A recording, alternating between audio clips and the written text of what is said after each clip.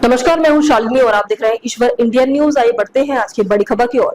सरकार अगले 2 वर्षों में राजमार्ग विकास पर 10 लाख करोड़ रुपए निवेश करेगी, पूर्वोत्तर पर विशेष ध्यान, नितिन गडकरी। सरकार अगले 2 वर्षों में देश भर में राजमार्गों को मजबूत करने के लिए 10 लाख करोड़ रुपए निवेश करने की योजना बना रही है, जिसमें पूर्वोत्तर और सीमावर्ती क्षेत्रों पर विशेष ध्यान दिया जाएगा। सड़क परिवहन एवं राजमार्ग मंत्री नितिन गडकरी ने एक समाचार एजेंसी को दिए साक्षात्कार में कहा कि केंद्र सरकार अगले 2 वर्षों में देश की बुनियादी ढांचे में आमूल चूल परिवर्तन करने में काम कर रही है, ताकि यह दुनिया में सर्वश्रेष्ठ के बराबर हो जाए। उन्होंने जोर देकर कहा कि सरकार पूर्वोत्तर में बुनियादी ढांचे को बढ़ाने के लिए परियोजनाएं शुरू करने की योजना बना रही है, जहां सड़कें अमेरिका की सड़कों से टक्कर लेंगी।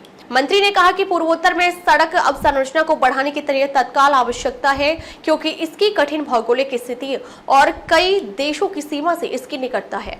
उन्होंने कहा कि पूर्वी राज्यों में 3,70,000 करोड़ रुपए से अधिक की अनुमानित लागत से 784 राजमार्ग परियोजनाएं क्रियान्वित की जाएंगी, जो 21,300 किलोमीटर से अधिक की होंगी।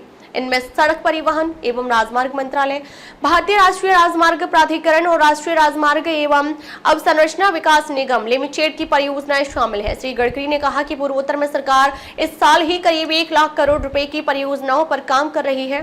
उन्होंने कहा कि नागपुर में 170 करोड़ रुपए की लागत से मास रैपिड ट्रांसपोर्ट पायलट परियोजना चल रही है। इस परियोजना में 135 सीटों वाली बस शामिल है, जो गैर प्रदूषणकारी ऊर्जा स्रोतों से चलेगी और इसके अत्यधिक लागत प्रभावी होने की उम्मीद है। अब तक के लिए बस इतना ही, फिर होगी आपसे मुलाकात। तब तक के लिए नमस्कार और देखते रहिए ईश्वर इंडियन न्यूज।